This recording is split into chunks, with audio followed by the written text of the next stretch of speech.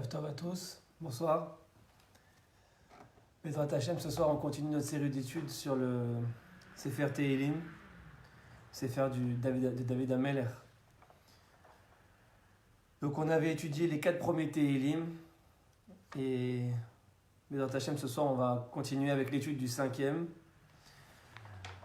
Donc on y va, on commence directement dans l'étude du texte pour ceux qui l'ont devant eux.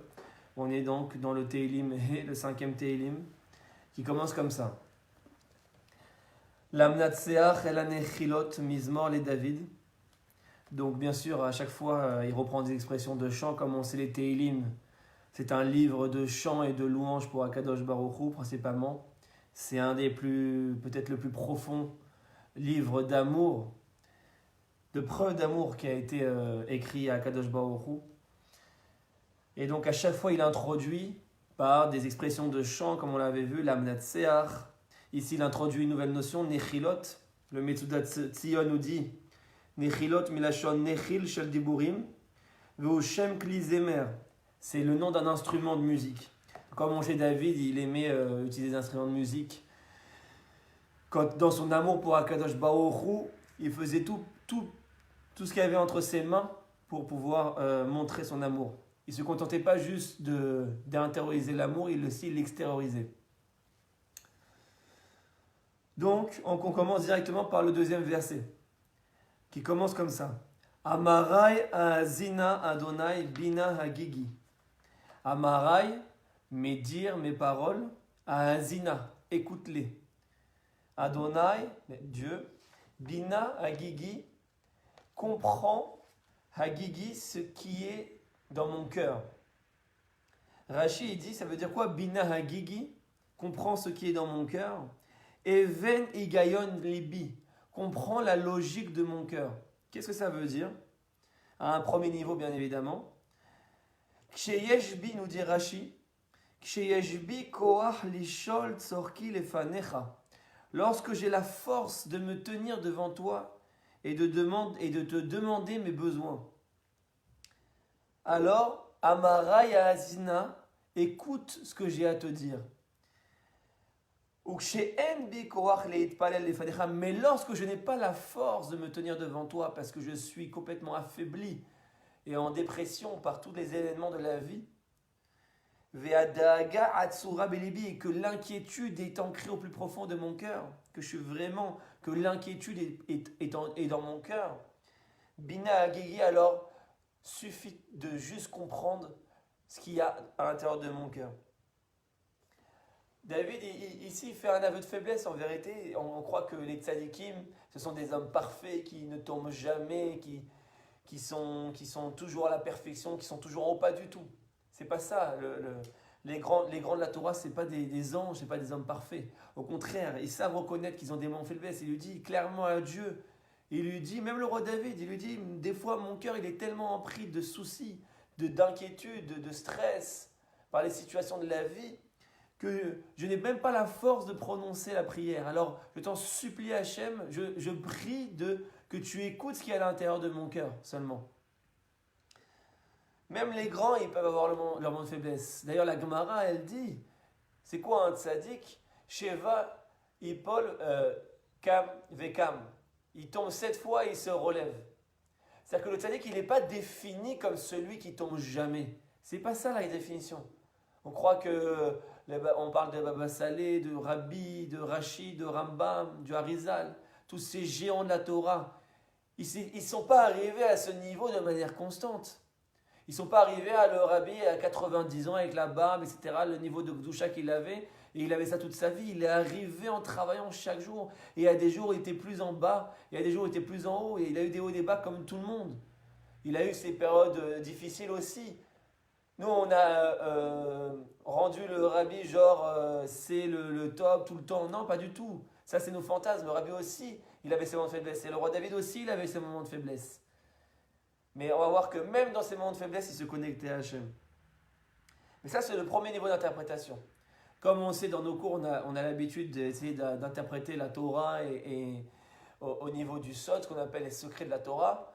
qui est donc la Kabbalah, le Zohar Kadosh, etc. Et donc on va essayer tout de suite d'introduire une notion de Kabbalah. On fait un petit détour pour arriver et revenir ensuite à ce verset qui cache des secrets très profonds de Kabbalah. Dans le dernier Teilim, pour ceux qui ont suivi, et on va essayer de réexpliquer, on avait introduit la notion de ce qu'on appelle dans la Kabbalah les mochin. Pour ceux qui n'ont jamais entendu parler de ce que c'est les mochin, en hébreu, moach, ça veut dire le cerveau. Ça veut dire qu'en fait, dans la Kabbalah, on sait qu'il y a plusieurs parties dans le corps, bien évidemment. Il y a le cerveau, il y a le cœur, il y a le foie, il y a plein de choses. Et en réalité, il y a ce qu'on appelle les mochin. Ça veut dire quoi? Ça veut dire que va y avoir une énergie dans le monde qui va diriger le monde. C'est-à-dire que de la même manière que le cerveau, il dirige le corps et il donne toutes les impulsions au corps et toutes les directions au corps, chaque chose que je fais, le doigt que je bouge, la respiration, mon intonation, ma parole, tout est contrôlé par mon cerveau, l'ordinateur qui est le cerveau. Ben de la même manière que ça fonctionne comme ça au niveau du corps humain, au niveau du monde, pareil, il va y avoir des énergies qui contrôlent tous les mouvements du monde, qui contrôlent tout ce qui se passe dans le monde. C'est ce qu'on appelle les mochin. Les mochin, il y en a plusieurs types selon la Kabbalah. Il y a ce qu'on appelle, j'ai dit directement les termes dans kabbalistique, après on explique petit à petit. Il y a ce qu'on appelle mochin de Abba et mochin de Ima. Alors bien sûr, il y a plein d'autres types de mochin, mais disons que les deux plus connus, c'est les deux plus grandes catégories de cerveaux de mochin, c'est ce qu'on appelle mochin de Abba, les cerveaux du père, et mochin de Ima, les cerveaux de la mère, qui font allusion en fait à deux sphirotes, qu'on appelle deux énergies divines, qu'on appelle la Chochma et la Bina. La Chochma, c'est appelé Abba, le père. C'est comme ça, c'est le surnom de la Chochma dans la Kabbalah, c'est appelé Abba, le père. Et ensuite, on a la Bina, qui est appelée Ima, la mère. C'est-à-dire qu'en fait, c'est comme un père et une mère, ça fait allusion à, c'est des images bien sûr, ça fait allusion à un couple qui doit s'unir. Quelle est la caractéristique principale? Bien sûr, on pourrait parler des éternités sur ces notions, tellement elles cachent des choses infinies, mais à chaque fois dans les cours, on essaie de choper des petites étincelles de compréhension par-ci par-là de ce que ça représente, ces notions kabbalistiques tellement profondes. La Chochma, si on peut traduire en français, parce que vous savez très bien que j'aime pas traduire en français, mais on va tout de même essayer de donner quelque chose. La Chochma, c'est ce qu'on appelle la sagesse, et plus précisément, la connaissance. C'est-à-dire qu'en fait, la Chochma, c'est une capacité à savoir quelque chose, à connaître quelque chose. Par exemple, quand on dit à quelqu'un qu'il est Talmid Chacham, on utilise le mot Chacham. Il est Talmid Chacham, ça veut dire quoi? C'est-à-dire qu'il a emmagasiné un niveau de connaissance phénoménal. Il va connaître la Gemara, la Halacha, il va avoir une maîtrise de la sagesse, de la connaissance de la Torah, la Kabbalah, la Chassidut, tout ce que vous voulez, c'est ce qu'on va appeler un Talmid Chacham, c'est-à-dire quoi? Il va avoir la prina de la Chochma, c'est-à-dire qu'il va avoir accès à la pure connaissance. Et ensuite, on a un deuxième niveau qu'on appelle la Bina. Et la Bina, c'est une intelligence qui est complètement différente. C'est un cerveau qui est complètement différent. Et on va le traduire par ce qu'on appelle la compréhension. Voilà les termes les plus proches en français, je pense, de ce que c'est Chochma ou Bina. Chochma, c'est la connaissance, la sagesse. Et Bina, c'est la compréhension. Et il faut savoir, mes amis, que ce sont deux mondes complètement différents. Ce sont deux énergies qui sont complètement différentes. Et donc, ce sont deux travails qui sont complètement différents. À tel point que je peux être un immense Talmid Chacham, c'est-à-dire que je peux connaître la Gemara par cœur, la Halacha par cœur, mais ne pas du tout avoir compris la Torah. Ça paraît paradoxal, mais en fait, je peux connaître un maximum, avoir emmagasiné un maximum de connaissances. Je connais chaque page de la Gemara, chaque enseignement, mais je n'ai pas compris véritablement ce que ces enseignements viennent me dire. Il y a des gens qui connaissent la Torah vraiment par cœur, mais ils n'ont pas compris le message finalement de la Torah. Ça paraît extraordinaire, mais c'est très simple à comprendre. C'est comme quand on a des éléments de cuisine, de la nourriture, on a une recette, voilà, il faut avoir ci, il faut avoir ça, les carottes, les concombres, on a toute une recette, donc on a tous les éléments en main, mais on n'a pas dirais-je, le talent, le don pour savoir réunir tous ces éléments pour en faire une belle assiette. On ne sait pas le faire. Comme on le sait, avec les mêmes éléments, 1000 personnes peuvent donner 1000 résultats différents, du plus mauvais au génie, le plus total. Et en fait, ça dépend de la capacité de la personne. C'est-à-dire que ça ne dépend pas des éléments qu'on a en face. Ça veut dire que c'est pareil pour la Torah. On peut avoir toutes les connaissances du monde. On a les éléments, c'est-à-dire qu'on a les carottes, les concombres, les pommes de terre. On a tout ce qu'il faut pour faire l'assiette parfaite et le repas parfait. Mais on n'a pas ce qu'on appelle la bina, c'est-à-dire vraiment la compréhension de la réunification des éléments. Comment ça va s'allier ensemble, avec quelle dose, de quelle manière. La véritable compréhension, qu'est-ce que chaque verset veut dire, qu'est-ce que ce mot il veut me dire, quel est le message de la Torah ici. Des fois je peux la connaître à verset par cœur, mais je passe à côté du message. Ça c'est ce qu'on appelle la bina. La bina c'est la compréhension, c'est pour ça qu'on dit que Isha yesh la bina yetera, la femme elle a une bina yetera. Souvent on compare la chorma à la capacité masculine, c'est pour ça qu'on appelle ça Abba, le père, et on a la bina qui est la capacité féminine. C'est pour ça qu'on appelle ça la mère. Pourquoi la femme elle a plus la bina que la chorma? Tout simplement parce que l'homme il est souvent plus dans la connaissance pure, dans la philosophie, dans la théorie, c'est-à-dire qu'il va connaître les choses, mais par contre pour intégrer la chose, pour la décortiquer, pour l'amener jusque dans son cœur, pour la faire passer du cerveau au cœur, alors là, il faut une force féminine, ce qu'on appelle la bina, c'est-à-dire la capacité d'intégrer véritablement la chose. C'est pour ça qu'on va dire, la femme, elle peut léhavin davar mitor davar. C'est ça la bina, du mot léhavin, comprendre. Léhavin davar mitor davar. C'est-à-dire que je suis capable de comprendre une chose à l'intérieur de la chose. Par exemple, j'ai une idée, il faut construire une société morale. Mais comment y arriver? Comment décortiquer les éléments? Qu'est-ce que ça veut dire une société morale? De quelle manière on peut le faire? Avec quelle loi?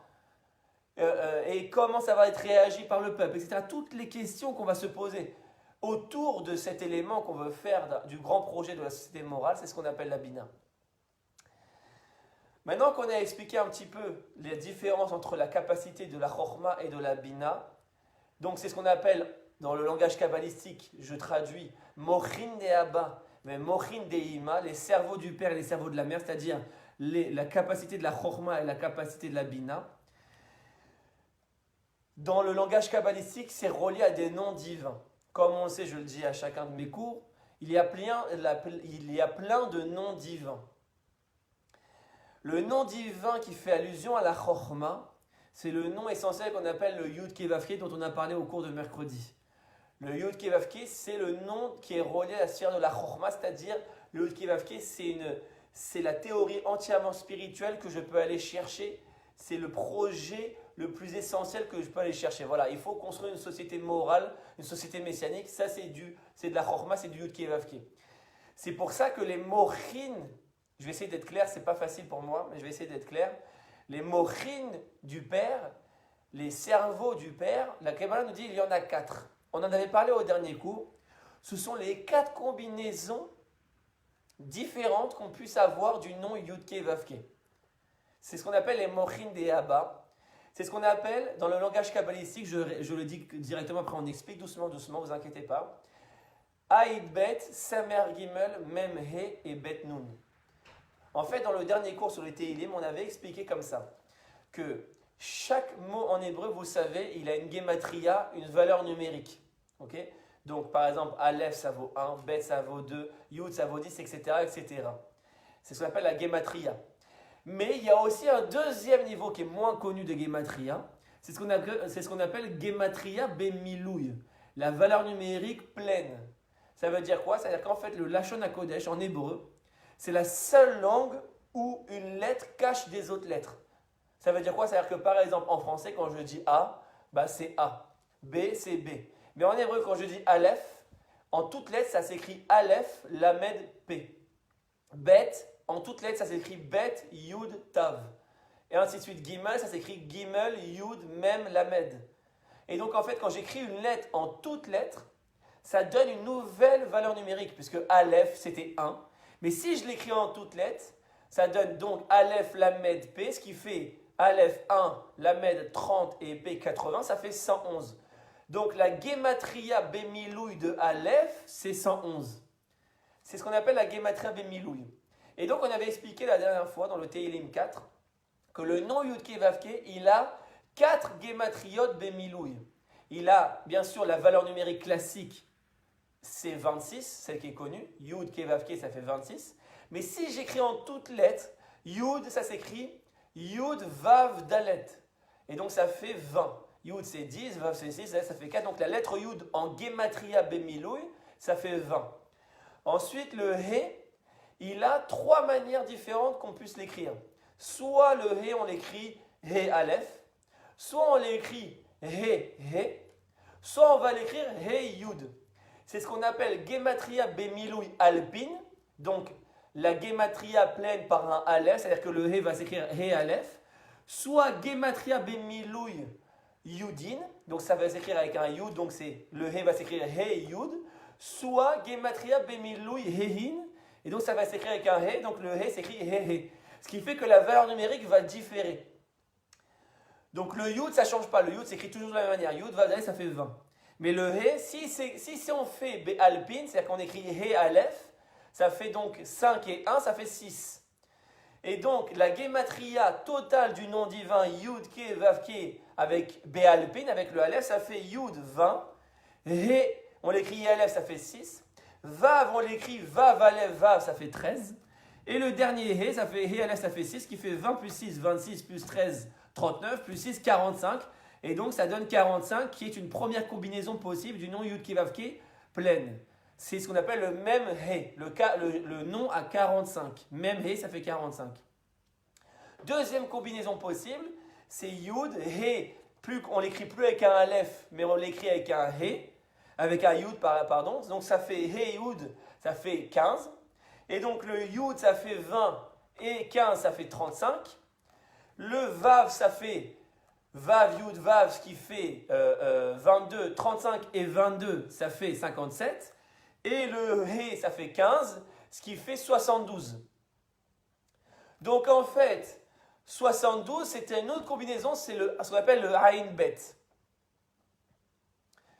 Exactement, Alexandre Bar, c'est ce que j'ai dit. Il y a vraiment beaucoup de mochines, il y en a une infinité. Mais ici, on va citer les plus connus. Comme on le sait, dans la Sphira de la Chokhma, dans le monde de Abba, dans le monde du Père, il y en a 4 qui sont très connus. C'est ce que je décris maintenant. Donc on en a cité 2 maintenant, c'est ce qu'on appelle le Ain Bet, quand on écrit le Yud Ke Vav Ke avec un Yud à la fin. Il y a le même E quand on écrit avec un... Si c'est trop compliqué, vous pouvez m'interrompre, il n'y a pas de problème. Pour ceux qui veulent me poser des questions, je peux répondre. Donc, il y en a 4 essentiels, le Ain Bet, le même E. Ensuite, il y a le Samer Gimel. Donc 63, je passe, c'est une autre combinaison possible. Je ne vais pas rentrer dans tous les détails maintenant, ça deviendrait trop compliqué. Et il y a la dernière combinaison possible, c'est le Bet Nun, le 52. Donc, c'est ce qu'on appelle les Mochin de Abba. Les cerveaux du Père, il y en a 4. Et on en avait parlé la dernière fois. Maintenant, je veux passer directement à ce qu'on appelle les Mochin de Ima. C'est ce qui va nous intéresser le plus ce soir. Les cerveaux de la mer. Les Mochin de Ima. C'est quoi le nom qui fait allusion à la Bina? Comme on a dit, le nom divin qui fait allusion à la Chokhma, c'est le Yud Ke Vav Ke. Maintenant, il y a un nom divin qui fait allusion à la Bina, à la mer, c'est le nom Eye. Aleph, He, Yud, He, qu'on retrouve notamment dans la paracha de Shemot qu'on a lu il y a maintenant une semaine, bientôt 2 semaines, quand Dieu dit Eye Asher Eye, je serai celui que je serai. Eye, traduit littéralement, ça veut dire je serai au futur, mais c'est aussi un nom divin. La Kabbalah nous dit que c'est le nom divin qui fait allusion au monde de la Bina, au monde de la mer. Et bien sûr, c'est très théorique, c'est très conceptuel pour l'instant. On va essayer petit à petit d'aller doucement vers la matérialisation de ce que ça veut dire pour nous à notre niveau, bien évidemment. Donc, de la même manière qu'il y a des combinaisons du nom Yud Ke Vav Ke qui vont donner tous les 4 mochines essentiels, les 4 cerveaux du Père, il va y avoir des combinaisons du nom Eye, Aleph, He, Yud, He. Il y en a 3 essentiels qui vont donner ce qu'on appelle les Gimel Mochin Deima, les 3 cerveaux de la mère. En tout, ça fait 7 cerveaux. Il y a 4 cerveaux du côté père et il y a 3 cerveaux du côté mère. Donc en fait, le Heye, il a 3 combinaisons possibles si on fait la Gematria Bemilouï. C'est-à-dire qu'on va l'écrire aussi en toutes lettres. Comment ça se passe? Heye, c'est Aleph, He, Yud, He. Donc Aleph, on l'a dit, ça fait 111 en Gematria Bemilouï. Puisque Aleph, ça s'écrit Aleph, Lamed, P. Ce qui fait Aleph 1, Lamed 30, P 80, ça fait 111. Ensuite, on a He, Yud, He. He, on a dit ça s'écrit soit avec un Aleph, soit avec un Yud, soit avec un He. Si on l'écrit par exemple avec un Aleph, ça fait 6. Yud, ça fait 20 et He, ça fait 6. Qui fait 20, 6 et 6, ça fait 32. 32 et 111, ça fait 143. Kouf, même Gimel, 143. 143, c'est le premier cerveau de la mère. C'est la première combinaison possible en Gematria Bemilou du nom Eye. Ensuite, on a une autre combinaison possible avec le He, plus le Aleph, maintenant le He, et on va, faites-moi confiance, on ne va pas rentrer dans les détails, ça deviendrait trop compliqué. Il faudrait un tableau pour qu'on puisse le faire. C'est 151, ce qui fait Kouf Nun Aleph, Kana, qui vient du mot Kina, d'ailleurs la jalousie. Donc 151, c'est une deuxième combinaison. Et ensuite, on a 161, Kassa, Kouf Samer Aleph, c'est une troisième combinaison du nom Eye, Aleph, He, Yud, He. Il y en a 3 essentiels, ce qui donne les 3 Gimel Mochin Deima. Tout ça pour en arriver à où? En fait, regardez, si on prend le verset, je vous en supplie, prenez le verset des Teilim devant vous, vous allez voir comment c'est beau. Regardez le deuxième verset du 5e Teilim, donc il dit comme ça. Amarai Hazina Adonai Bina Hagigi. Regardez bien le mot qu'utilise David Ameller. Il utilise le mot Bina. C'est-à-dire qu'ici, on fait allusion au secret de la Bina. Bina, on a dit, c'est l'intériorité du cœur. Puisqu'il dit, Even Igayon Libi, comprend l'intériorité de mon cœur. Ça veut dire, vous vous rappelez, c'est ce qu'on a expliqué. La Chorma, c'est le monde de la théorie, le monde de la philosophie, le monde cérébral, le monde du père, le monde masculin. Et le Bina, c'est le monde féminin, le monde du cœur, le monde où on intègre les Avin d'Avar, Mitor d'Avar. Vraiment, on intègre cette intelligence au niveau du vécu, au niveau de notre vie. Et on le rentre, on le fait pénétrer de notre cœur, comme il écrit Petach libi betoratecha, ouvre mon cœur à ta Torah, ou alors on dit Vetaher libenu leovdecha behemet, purifie notre cœur pour te servir par la vérité de manière véridique. D'ailleurs, Emet, si vous prenez Emet en Gematria, ça fait Aleph Mem Tav 441. C'est 21 fois 21. Si vous multipliez 21 fois 21, ça fait 441. Or, 21, c'est la Gematria de Eye, le nom de la Bina. Aleph, He, Yud, He. Ça bug, tu me dis, Roselyne? Dites-moi si c'est bon. Je reprends, on va doucement parce que c'est des notions qui sont très profondes, très compliquées. Eye, on a dit c'est le nom de la Bina, et en Gematria normale, c'est 21. Aleph, He, Yud, He, ça fait 21.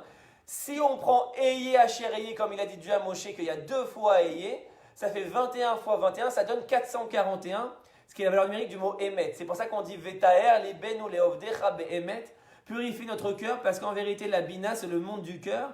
Quand on atteint le nom du Eye, on dévoile ce qu'on appelle les Mochin Deima, les cerveaux de la mer, alors on arrive à faire pénétrer la Torah du cœur et donc à servir Hachem par la vérité véritablement. C'est-à-dire qu'on n'est plus uniquement dans la connaissance pure, je ne suis plus juste dans le fait de savoir quelque chose, mais je vis la chose. Comme on le sait, en vérité, on va le voir que tout le Tehillim 5 qui tourne autour de cette notion, le plus dur dans la vie, ce n'est pas de savoir quelque chose, ce n'est pas d'apprendre, ce n'est pas de connaître, mais c'est de vivre ce que je sais. C'est de vivre ce que j'apprends. C'est ça le plus dur. Il est là le véritable combat. C'est-à-dire qu'en fait, les Mochin des Abba, nous explique la Kabbalah, ne sont qu'un moyen pour révéler les Mochin des Ima. C'est-à-dire quoi? Traduire à notre niveau pour essayer de comprendre ces notions kabbalistiques, la sagesse que tu peux acquérir, la lumière que tu peux acquérir, théorique on va dire. Eh bien, le vrai combat, ce n'est pas un but en soi, c'est un moyen. Elle doit servir, non pas à ce que tu dises « Ah, mais je connais, je suis le plus fort », non, à ce que tu vis véritablement. Par exemple, tu écoutes tous les cours sur le Shabbat, tu sais comment il faut te comporter. avec ta femme, et pourtant au niveau du vécu, eh bien tu ne te comportes pas de la manière dont tu apprends les choses. Dans un cours de Torah, tu as appris qu'il faut être comme ci, comme ça, il faut être pas coléreux, etc. Mais dans le vécu, tu n'arrives pas à faire passer la théorie au niveau du vécu. Ça, c'est ce qu'on appelle chasser, dans le langage kabbalistique, chasser, ou plutôt istalkut mochin deima, que le fait que les cerveaux de la mer se sont retirés. C'est-à-dire que maintenant, tu es dans la pure connaissance, mais tu n'es plus capable de travailler au niveau du cœur. C'est-à-dire que les cerveaux de la mer, ils ont disparu. C'est ce qu'on appelle dans la Kabbalah istalkut mochin deima. Et donc, je reprends notre verset. Amara Yaazina Adonai Bina Agigi. Donc ici, David Ameller utilise le mot Bina. Et regardez, si vous prenez les premières lettres des mots, à part le mot Bina, Amarai c'est Aleph, Azina c'est He, Adonai c'est Yud, et Agigi c'est He, ce qui fait le nom Eye. Ici, David Ameller, dans ce verset, il fait clairement allusion au nom Eye, qui fait donc allusion à la Bina. Tout le Tehillim ici, 5, va tourner autour de ce son, et on va voir dans la suite du Tehillim comment ça se met en pratique. Et on va aller beaucoup plus loin. Si on prend les 3 combinaisons possibles du nom Eye qu'on a cité tout à l'heure, je l'ai dit par cœur, je ne vais pas les réexpliquer, on avait dit 143, 151 et 161. Si on les additionne, ça fait 455. Si on rajoute les 3 mots eux-mêmes, les 3 noms Eye, puisqu'il y a 3 combinaisons, ça fait 458. Or, si on prend la valeur numérique exacte du verset Amara Yaazina Adonai Bina Agigi, si je prends la valeur numérique de tout le verset, j'obtiens la valeur numérique exacte de 453. Et si je rajoute les 5 mots du verset, j'obtiens 458. Ah, apparemment ça bug, vous ne m'entendez plus? Est-ce qu'on peut me confirmer que c'est bon, le bug est parti?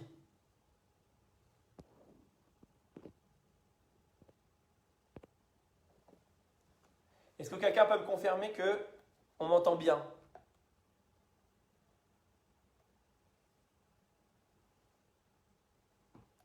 Ok, parfait. Donc je disais que, au moment du plus beau chidouche, que la valeur numérique exacte du verset, c'est 453 si on prend toutes les lettres. Et en rajoutant les 5 mots, ça fait 458, ce qui est la valeur numérique exacte des 3 combinaisons du mot Eye, qu'on a dit, les 3 mots Rin de Ima. Regardez la beauté, la puissance des Tehillim, jusqu'à où ça va. Dans chaque lettre, la valeur numérique, elle compte, imaginez. Et donc en fait, c'est ce qu'il va dire dans la suite du verset. Akshiva l'école shavi, dans la suite du Tehillim, pardon. Akshiva l'école shavi malki veloai ki elecha et palal. Écoute la voix de mon cri. Shavi, le Metzudat Tzion nous dit, ça vient du mot tsarakati, mon cri, litzarok en hébreu. Malki veloai, mon roi et mon Dieu, qui est lecha et palal, parce que c'est vers toi que je prie. Adonai boker tishma koli, l'Éternel, mon Dieu, tu vas écouter ma voix au matin. Boker et rochlecha vatsape, c'est le matin que je vais me tourner vers toi et que je vais espérer en toi, que je vais mettre mon espoir. Vatsape, ça vient de l'etzapot, tzipia, qui veut dire espérer. Kilo el chafet recha ata, tu n'es pas un Dieu qui désire le mal, la mécréance. Lo yeguchara, le mal n'habite pas auprès de toi. Lo itiatsevu lelim leneged enecha, ils ne se tiendront pas devant toi les faiseurs de troubles. C'est comme ça, olélim, ça veut dire les faiseurs de troubles. On va expliquer ce que ça veut dire. Pour l'instant, je traduis au premier sens les versets. Saneta kol pora lehaven, tu détestes, tu haïs tous ceux qui prodiguent le mal, tous ceux qui dispensent le mal, qui diffusent le mal. T'es abed dovré chazav, tu vas faire perdre ceux qui parlent le mensonge. Ishdami mumirma yetaev Adonai, les hommes de sang et de mensonge, Dieu les déteste. Va'ani berov chazdecha, et moi, dans ta plus grande bonté, dans ton plus grand chesed. Avo vetecha, je vais venir dans ta maison, je vais résider auprès de toi. Et je vais me prosterner dans ton echal, dans ton sanctuaire saint, kochecha, de ta gdusha, beiratecha, dans ta crainte. J'avance, je traduis, après on va expliquer, vous inquiétez pas. Adonai, necheni betit katecha. Dieu, je t'en supplie, donne-moi ta sagesse, imprègne-moi de ta sagesse. Les ma'an shorerai, pour qu'on puisse voir, ayeshar les fanai d'arkecha, comment je suis droit sur ton chemin. Qui en befiyu nechona kirbam, parce que tous ceux-là, leur bouche n'est pas réelle, n'est pas vraie à l'intérieur d'eux. Avot kever patoir geronam, et leur gorge, geronam, leur gorge, est comme une tombe ouverte. Kever patoir, est comme une tombe ouverte. Les shonam yachalikoun, et leur langue, yachalikoun, c'est d'ivrei chalkale, c'est-à-dire que leur langue dit n'importe quoi. En gros, c'est ça le sens réel. Ashimem Elohim ipelu mimoatzotem berov pisheim. Accuse-les, je t'en prie, bon Dieu, tous ces gens-là. Fais-les tomber de leur grande stature. Berov pisheim, dans leur nombreux pisheim, c'est pas faute en vérité. Pisheim, c'est dans leur rébellion. Adichemo, repousse-les. Qui maroubar, parce qu'ils se sont rebellés contre toi. Veismechu kol chosebar leolam, et alors se réjouiront tous ceux qui ont cru en toi, tous les juifs, tous tes serviteurs, qui malgré l'obscurité apparente ont continué à avoir la foi en toi. Les haolam, ils vont se réjouir pour l'éternité. Yeranenu, c'est un autre mot pour dire la joie, ils vont vraiment, c'est une joie très profonde. Vetaser alemo, et tu vas les recouvrir, tu vas les protéger. Veyalsu becha, et encore un autre mot pour dire la réjouissance. Oave shemecha, ceux qui ont aimé ton nom. Et je finis avec le dernier verset. Donc il y avait 13 versets en tout dans ce Téhilim. C'est un Téhilim qui est assez relativement long, quoiqu'il y a beaucoup plus long que ça en vérité. Dernier verset, le 13e. Qui ata tevarer tzadik Adonai, parce que tu finiras par bénir le tzadik, toi Dieu. Katsina ratson taterenu. Ta volonté sera comme un bouclier autour du tzaddik.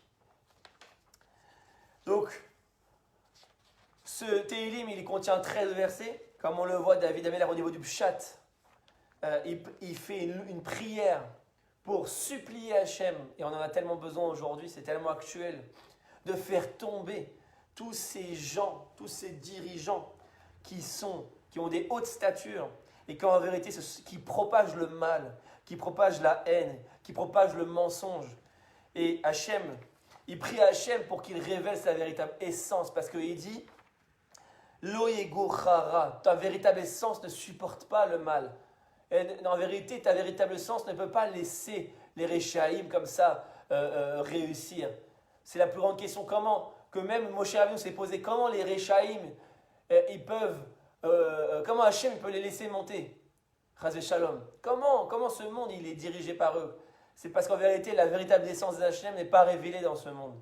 Et parce que nous, on n'a pas encore révélé la véritable essence d'Hachem. Parce qu'en vérité, si Hachem il avait révélé sa véritable essence dans le monde, un rachat, il brûlerait, il exploserait, il ne pourrait pas. Un vrai rachat, bien sûr, je ne parle pas de Chas v'shalom, je ne parle pas des juifs qui sont loin de la Torah ou quoi, c'est pas ça rachat. Comme je l'ai expliqué dans mon premier cours sur le Téhilim numéro 1, la notion de rachat, pour ceux qui ne l'ont pas entendu, je vous invite à le réécouter. Qu'est-ce que c'est la notion de rachat? C'est très important, ça n'a rien à voir avec nous.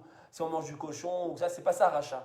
Rachat, c'est un homme de mal, il marche chez moi, c'est des dirigeants qui veulent le mal du monde, qui se présentent comme des hommes à l'apparence extérieure extraordinaire, des grands humanistes. Voilà le nouveau dirigeant, pour ne pas le nommer, Biden, et toute cette clique, tous ces dirigeants essaviques qui en vérité, quand on est connecté à la Torah et à l'essence d'Hachem, on ne peut même pas les regarder dans les yeux tellement ils puent ces gens-là.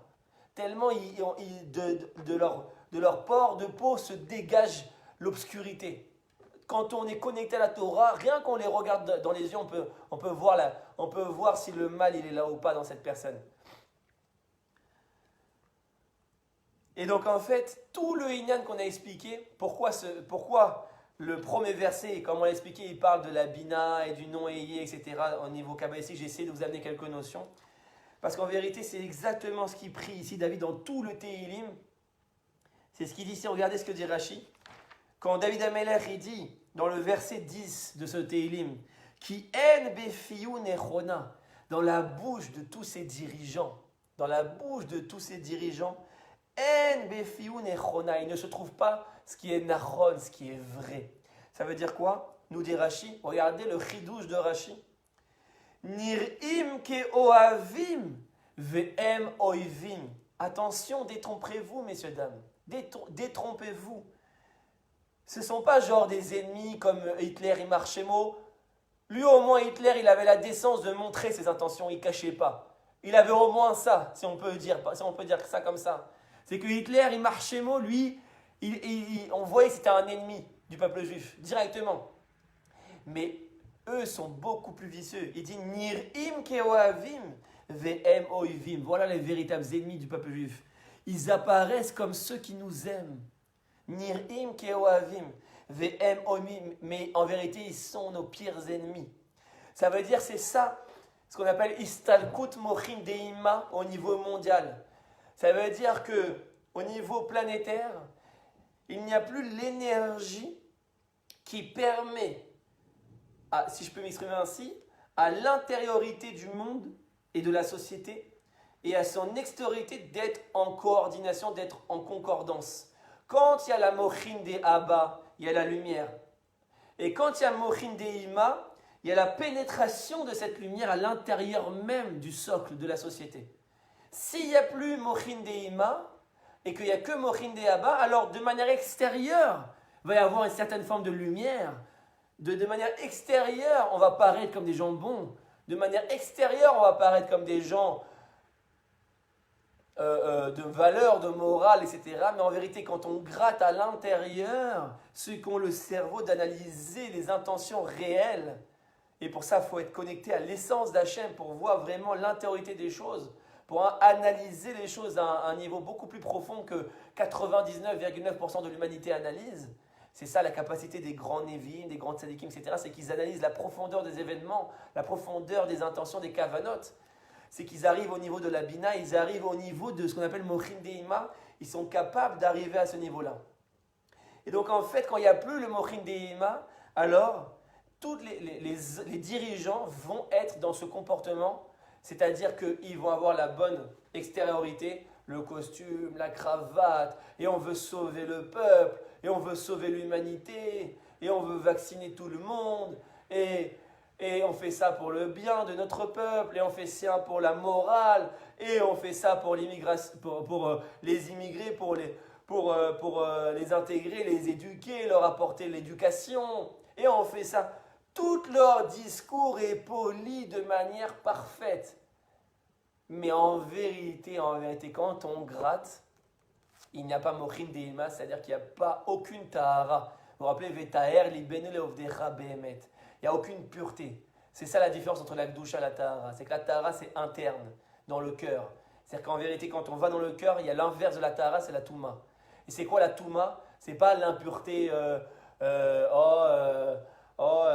l'impureté à la chrétienne, t'es impur. Pas du tout. La touma, en hébreu, ça vient du mot atum. Atum, ça veut dire être fermé. C'est-à-dire qu'en fait, la touma, c'est pas mystique, c'est pas je suis impur. Non. La touma, c'est un état psychologique, psychique, où mon cœur est fermé.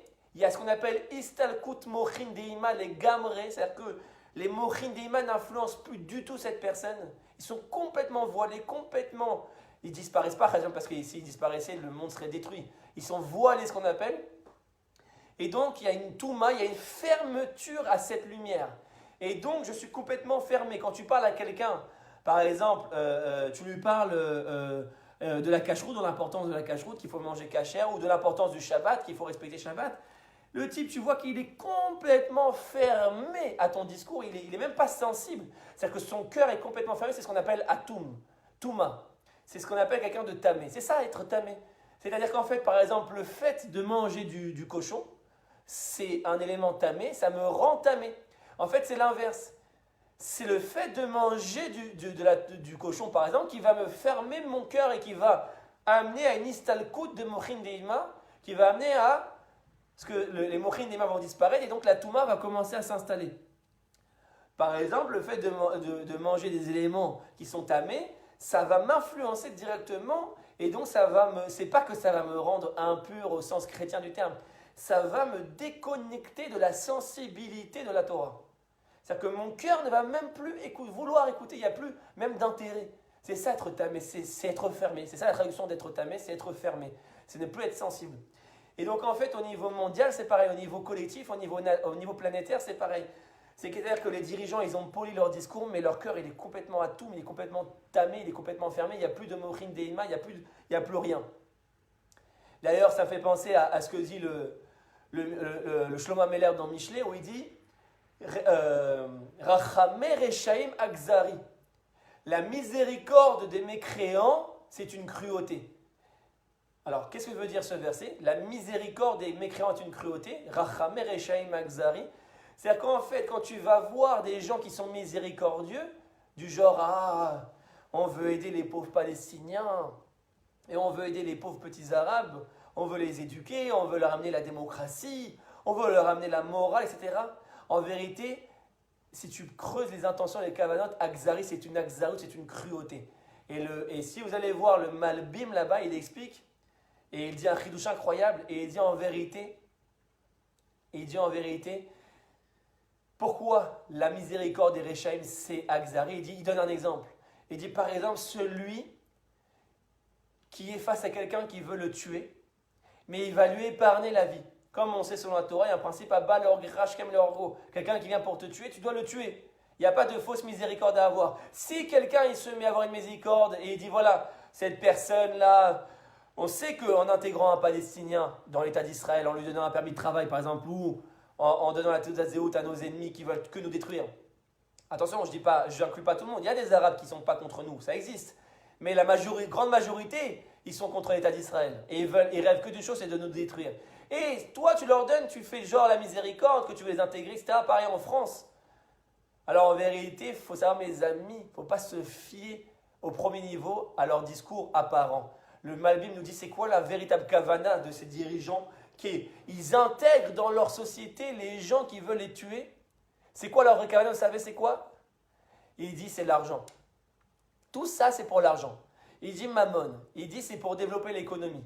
C'est-à-dire qu'en fait, si on donne un permis de travail aux Palestiniens à 100 000 Arabes tous les jours, alors qu'on sait très bien que parmi ces 100 000 Palestiniens, il y a au moins 10% de terroristes qui sont potentiellement voire même plus que 10%, en fait, je minimise en disant 10%, qui sont des potentiels terroristes et qu'il y a des attentats tous les jours en Angers-Saint-Marie, comme la pauvre femme qui est partie récemment, en Angers-Saint-Marie qui s'est fait massacrer à coups de bâton sur la tête. Il lui a explosé le crâne. Et on sait que ces gens-là, ils sont des potentiels, mais on les fait quand même rentrer, on leur donne un permis de travail. Pourquoi vous pensez qu'on leur donne un permis de travail? Vous croyez que c'est pour les beaux yeux des Palestiniens et que c'est pour la paix, la négociation, et on veut les intégrer. Ça, c'est les beaux discours. La vérité, c'est que c'est bon pour l'économie, c'est bon pour l'argent. Ça coûte moins cher un Palestinien, c'est tout. C'est pour ça qu'on les amène travailler. Ça coûte moins cher qu'un Juif. Ça coûte peut-être jusqu'à 30 à 40% moins cher qu'un Juif. Donc, au niveau d'une société avec des milliers d'employés, c'est des millions de shekels d'économie. Pourquoi vous croyez que Rami Lévy, il n'y a que des Arabes au caisse, ils embauchent que des Arabes? Pourquoi vous croyez qu'ils embauchent que des Arabes? Parce que ça fait des millions d'économies et en plus, ils font le même travail, peut-être même mieux le travail manuel. On va dire que les Juifs n'aiment pas trop faire parce que les Juifs, on est plus intellectuels, on n'aime pas trop les travaux manuels, on n'aime pas se rabaisser.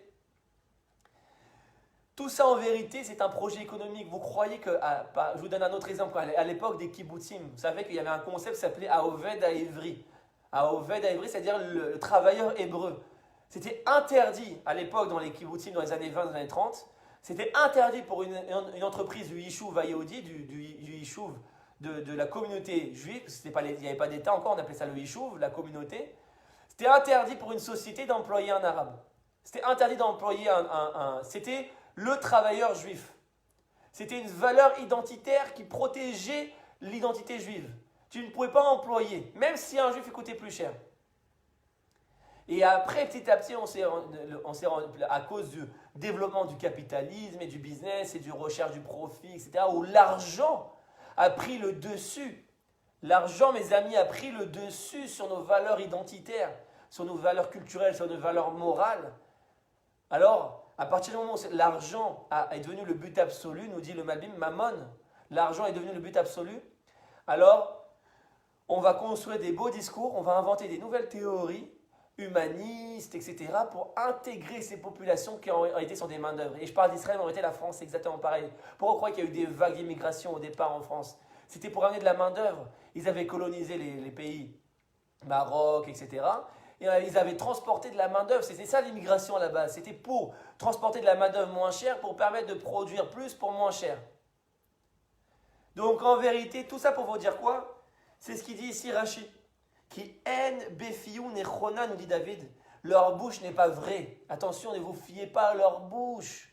Mais regardez ce qu'il dit David Améler, c'est tellement actuel. Ne vous fiez pas à leur bouche, mes amis.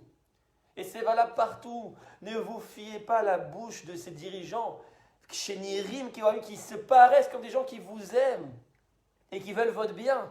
VM, Oevim, en vérité, ils sont vos ennemis, ils veulent votre mal. Tous ces dirigeants internationaux.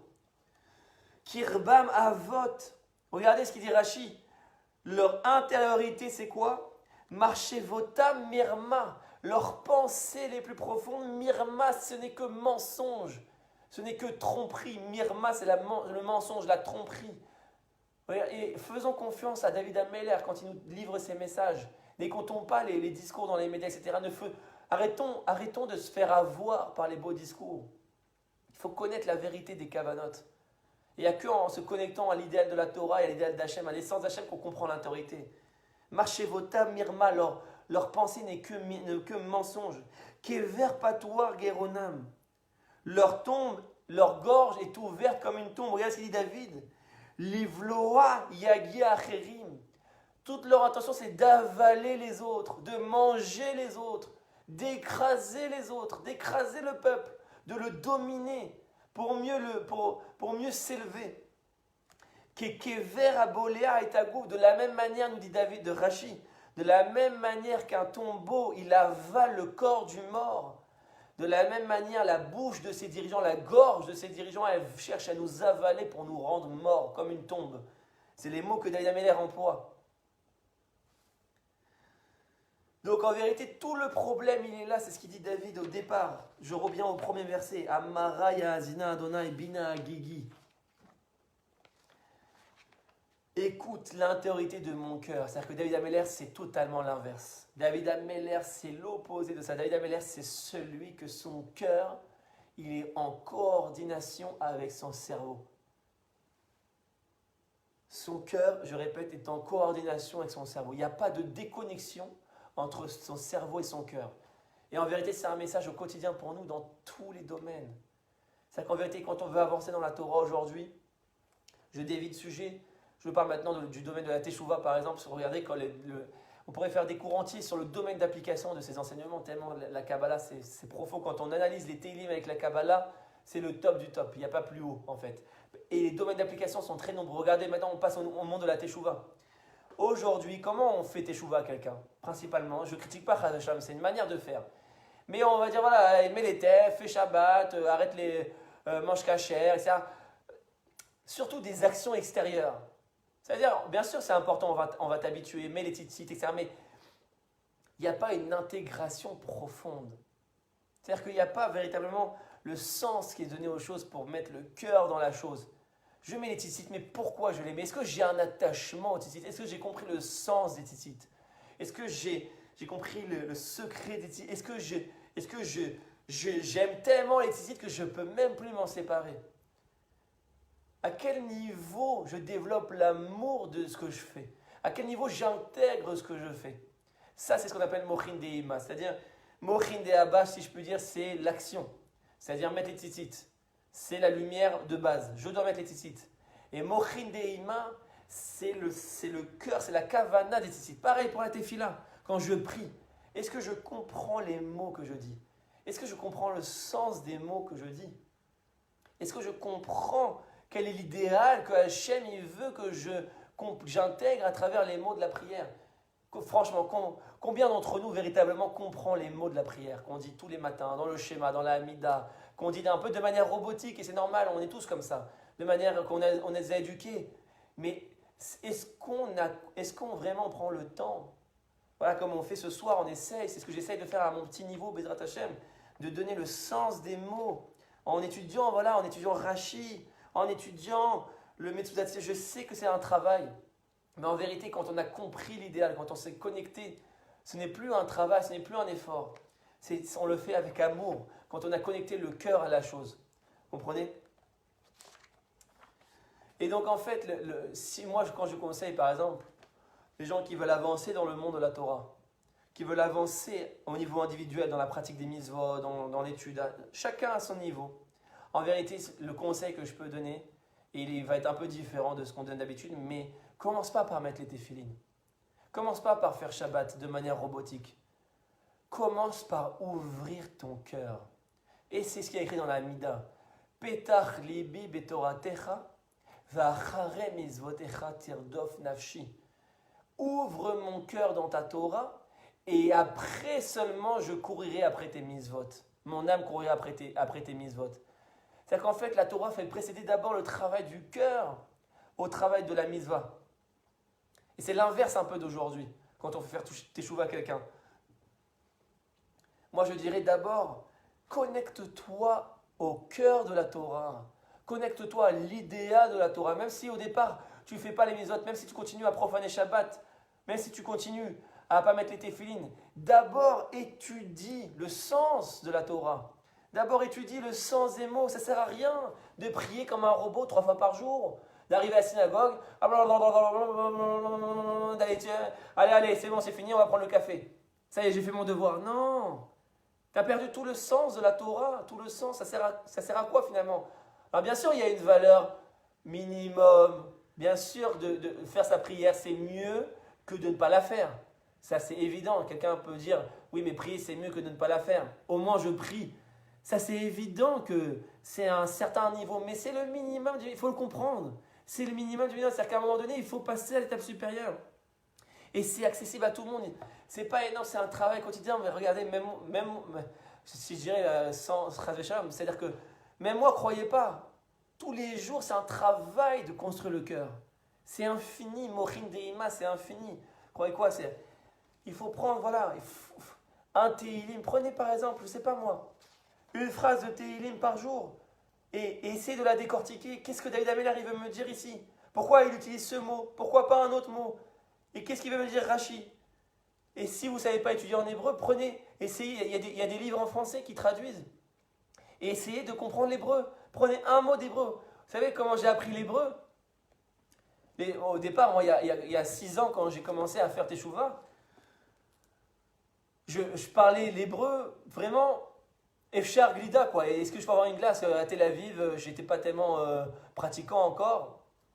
Et je parlais un hébreu basique, quoi, que j'ai appris à l'école juive, un petit peu Shalom, Toda, les Traot, mais étudier en hébreu, c'était inaccessible. Inaccessible, même pas en rêve. Moi, je ne savais même pas qu'on pouvait étudier en hébreu. C'était même pas une pensée dans ma tête. Et mes amis, quand j'ai compris la valeur du Lachon HaKodesh, quand j'ai compris la valeur de l'hébreu, de l'importance d'intégrer les choses, de ne pas faire les choses bêtement, c'est ça Mochin Deima, c'est ça la Bina. La Bina, c'est l'intelligence de ne pas faire les choses bêtement, de manière robotique. C'est d'intégrer les choses. Eh bien, j'ai pris. Qu'est-ce que j'ai fait? Comme je suis très intéressé par la poétique aussi, je me suis inscrit au post Facebook des dirigeants poétiques, donc de Bibi, de Bennett, etc. Et tous les jours, je prenais 2 lignes de leur post et je décortiquais. Tous les jours. Voilà, pendant 1 an, pendant 2 ans, je prenais le dictionnaire à côté et je traduisais. Et pareil pour l'étude, à un moment donné, quand j'ai découvert la chassidoute, le zohar que je ne connaissais pas du tout, j'ouvre le livre et je ne comprends rien. Alors je regarde et je me dis, voilà, qu'est-ce que ça veut dire ce mot? Qu'est-ce que ça veut dire ça? Et je fais un effort, je fais une recherche. Je vais chercher le sens du mot. Il y a un travail, c'est vrai qu'il y a un travail, c'est pas facile. Mais c'est accessible à tous parce qu'en vérité, il ne suffit pas de faire des heures et des heures. Des fois, nous, on a des pics comme ça. On fait, allez, pendant 6 heures par jour, je vais étudier, je vais me casser la tête. Et au bout de 1 mois, il n'y a plus rien qui tient. Ça ne sert à rien, mes amis. Rabbi Akiva, il nous a donné le secret. Goutte par goutte. Goutte par goutte, mes amis. Rabbi Akiva, il a dit, tu prends une roche et tu mets toute la fontaine dessus, la roche, elle ne se brise pas. Par contre, si tu fais goutte par goutte au même endroit, la roche finit par se creuser et finalement, l'eau pénètre le rocher explose. Pareil, notre cœur, c'est comme un rocher. Quand il y a Istalkout de Mochin Deima, quand il y a plus Mochin Deima, on a dit, on est tamé, on a la Touma, donc notre cœur est comme un rocher. Je ne suis pas sensible, on me dit. Je n'arrive pas, je ne suis pas sensible à la Torah. C'est le cas de tout le monde en vérité, mes amis. Notre nature, elle n'est pas sensible à la Torah en vérité. Quand je dis notre nature, ce n'est pas vrai parce que notre véritable nature cachée, elle est sensible à la Torah. Mais on a tellement de clipotes, d'écorces qui nous couvrent le cœur que c'est difficile, on ne ressent pas le besoin de la Torah. Ça nous casse la tête, on n'a pas envie.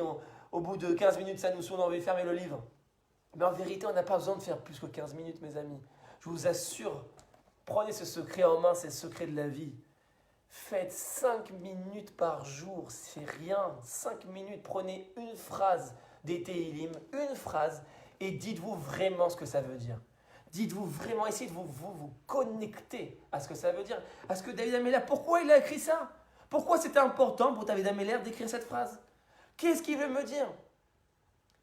Et je vais essayer de comprendre chaque mot. Et si le premier jour vous n'y arrivez pas, c'est pas grave. Le deuxième jour, 5 minutes. Le troisième, et revenez sur le même verset. Et vous allez voir que petit à petit, vous n'allez pas vous rendre compte. Mais ces 5 minutes-là par jour vont transformer votre cœur et votre être. Alors c'est vrai que ce n'est pas du jour au lendemain. C'est vrai que ce n'est pas du jour au lendemain. Ça peut prendre 6 mois, ça peut prendre 1 an, ça peut prendre 2 ans. Mais qu'est-ce que c'est 5 minutes par jour? Et donc c'est comme ça qu'on dévoile Mochin Deima. C'est comme ça qu'on dévoile les cerveaux de la mère. Au niveau individuel, on a parlé ici. Je reviens maintenant pour finir, pour conclure, parce que c'est toujours l'aspect qui m'intéresse le plus finalement dans mes cours. L'aspect collectif, l'aspect national et l'aspect sociétal.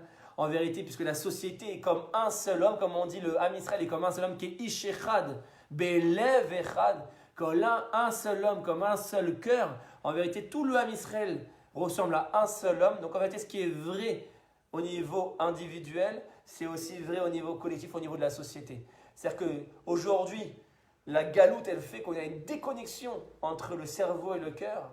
On n'arrive pas à intégrer au niveau de notre cœur, au niveau de notre vécu, ce qu'on sait, ce qu'on apprend. Même ce que ce soir vous avez appris dans ce cours, ça va être, encore une fois, il faut emmagasiner les connaissances et après c'est un autre travail pour les intégrer. Je sais que pas tout le monde va pouvoir y arriver, mais c'est un travail de long terme. Et au niveau sociétal, c'est pareil. La galoute fait qu'on a une déconnexion entre l'extériorité de la société et l'intériorité de la société. Tout est là.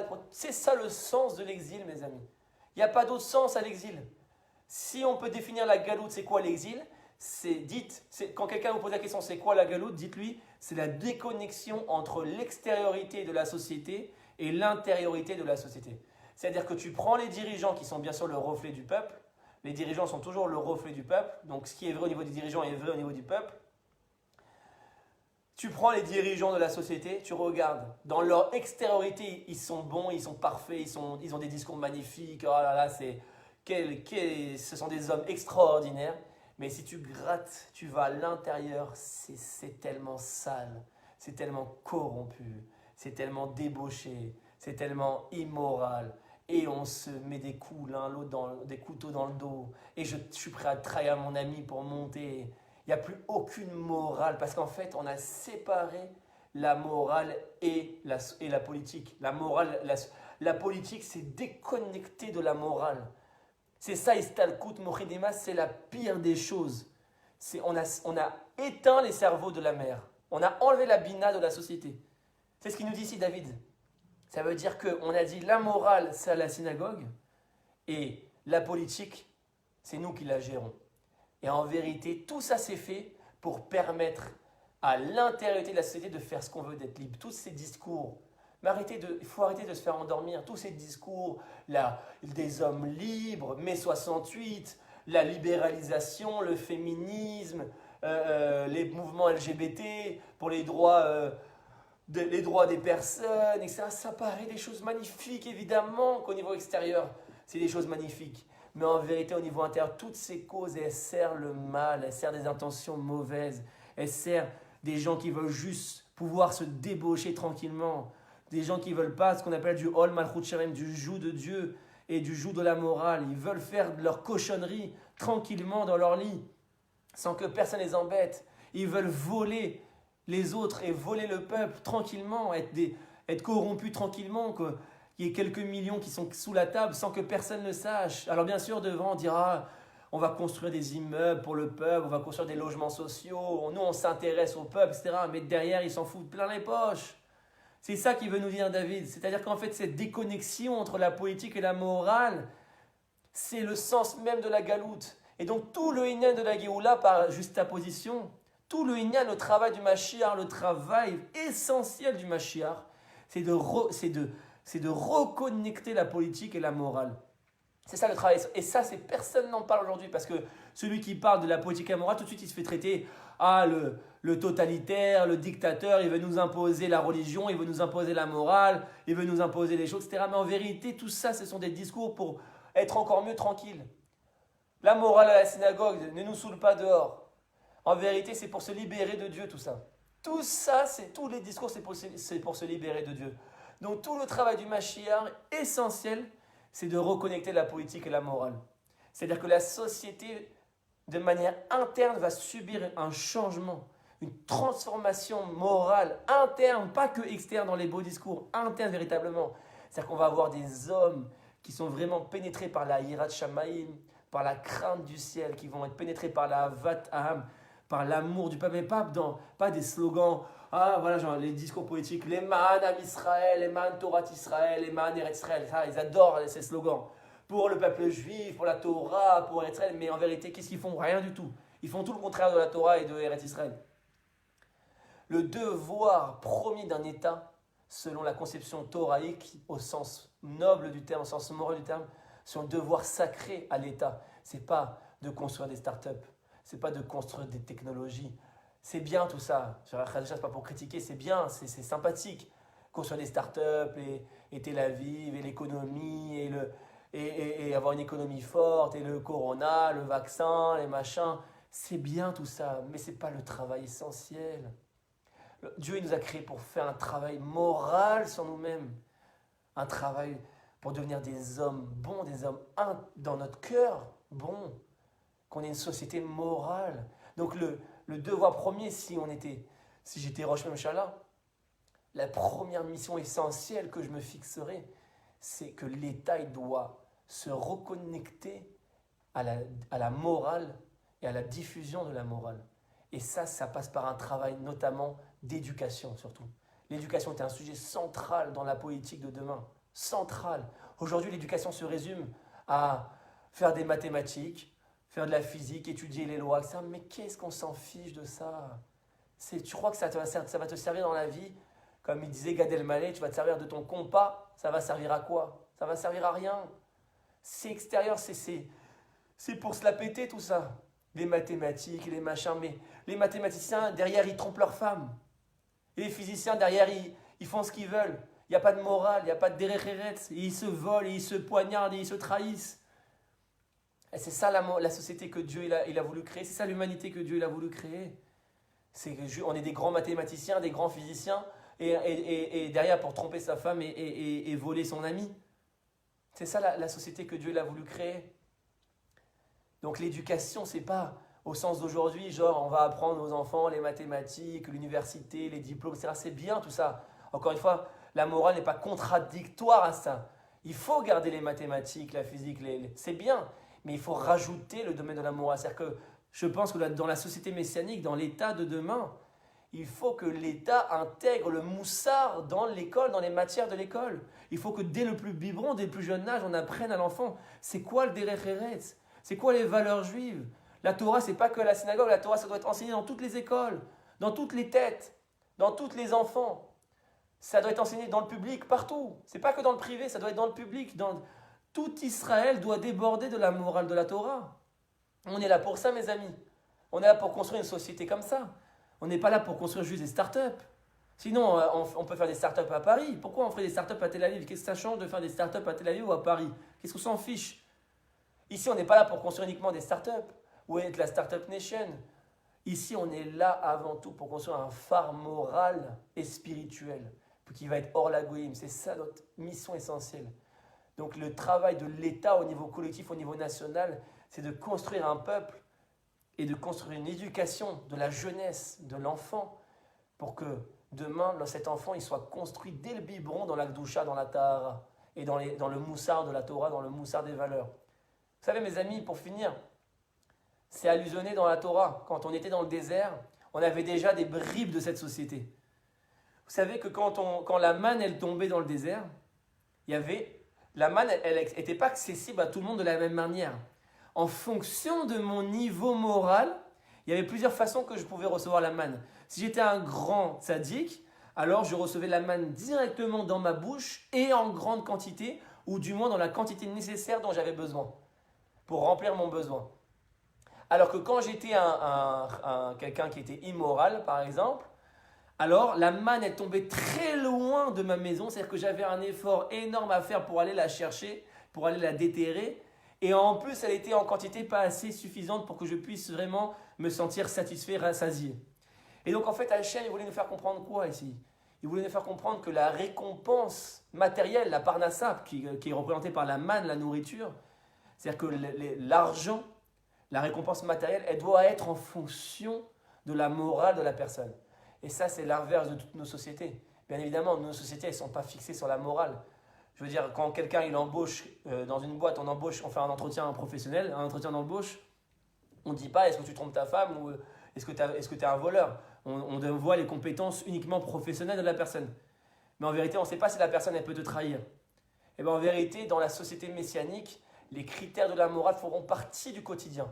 Même, c'est-à-dire à l'école, dans ton travail, partout. Plus tu seras moral, plus tu seras récompensé. On le verra directement, ce lien de cause à effet. Aujourd'hui, on ne le voit pas. Aujourd'hui, je suis tzaddik, mais je ne vois pas forcément ma récompense matérielle. Je fais des efforts pour être moral, mais je reste pauvre. Comment ça se fait? On ne comprend pas. Parce qu'en vérité, c'est à nous de construire cette société morale que Dieu nous a indiqué de construire. C'est-à-dire que c'est à nous de mettre des lois en place et un système en place et un fonctionnement en place pour que la morale soit le critère primordial de notre ascension sociale. Voilà la société messianique, mes amis. Voilà le travail du Mashiach. Voilà ce qu'il faut faire. C'est le travail principal. Alors bien sûr, il y a plein de choses autres qui sont importantes, mais ça c'est la clé. L'État, il doit faire en sorte que la morale devienne le critère principal de l'ascension sociale du peuple. Voilà. Si on peut finir sur cette phrase. Si vous avez des questions, n'hésitez pas, je peux y répondre.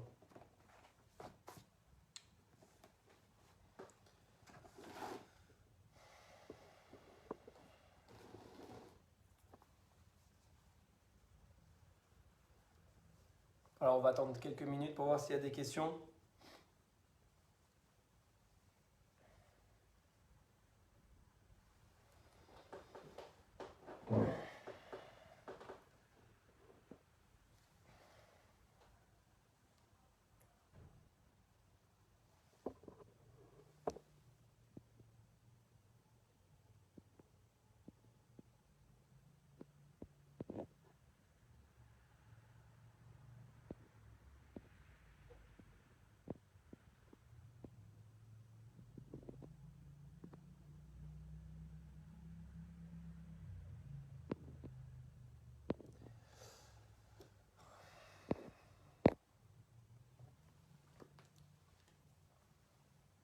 Alors Rachel, j'ai vu que vous avez une question. À quoi sert la gematria, la décomposition des lettres et le comptage des lettres? Est-ce pour comprendre la profondeur des mots, voire une face cachée? Exactement, en fait, il y a plusieurs façons d'expliquer la Torah. La gematria est une des façons d'expliquer la Torah. C'est-à-dire qu'en fait, les mots en hébreu, la Kabbalah nous explique que les mots ont précédé l'existence même des choses. Ce n'est pas l'inverse. C'est-à-dire que maintenant, c'est pas Hachem, il a créé ce livre et on a appelé ça Sefer, on a appelé ça un livre. Non. c'est qu'il y avait le mot Sefer qui existait dans l'essence, et du coup, il y a eu une matérialisation de ce mot, ça a donné cette existence matérielle qui fait que ça ressemble à un Sefer. C'est-à-dire que le Lashon HaKodesh a précédé l'existence du monde. C'est-à-dire que le monde a été créé en fonction du Lashon HaKodesh. C'est inverse. C'est ça le secret que le Dieu il a créé le monde en regardant la Torah. Vous connaissez tous, c'est très connu. Istakla Kuchabrichu Beoraita ou Bara Alma. Dieu il a regardé la Torah, il a créé le monde. C'est-à-dire que la Torah est le plan du monde. C'est-à-dire que la Torah l'a précédé de le monde, comme c'est écrit aussi Alpaim Shana Kadma Laolam. La Torah elle a été créée 2000 ans avant le monde. C'est une image bien sûr. C'est pas 2000 ans à prendre à la lettre, hein, évidemment. Donc, l'idée c'est quoi? C'est que la Torah elle est le modèle de la création du monde. Et pareil pour le Lashon HaKodesh. Et donc en fait les mots cachent le sens des choses. C'est-à-dire que par exemple si je veux comprendre à quoi sert une chose, si je veux comprendre l'idée d'une chose, eh ben, je dois étudier le nom du mot en hébreu. L'hébreu, ce n'est pas une langue comme les autres. Les autres langues, elles ont été inventées par les hommes. L'hébreu, ça vient de Dieu directement. C'est l'essence des choses. C'est-à-dire que quand j'étudie en fait un mot en hébreu, ce n'est pas que j'apprends une langue comme une autre, comme le chinois ou l'allemand. Quand j'étudie un mot en hébreu, je suis en train de pouvoir me connecter au sens de la chose que ce mot représente. Et en fait, la guématria, c'est le secret du sens. C'est-à-dire que la guématria, elle me permet, en faisant des liens, il y a d'autres méthodes, hein, il n'y a pas que la guématria. Par exemple, la xérashava, c'est une autre méthode d'étude. La xérashava, c'est, je vais prendre deux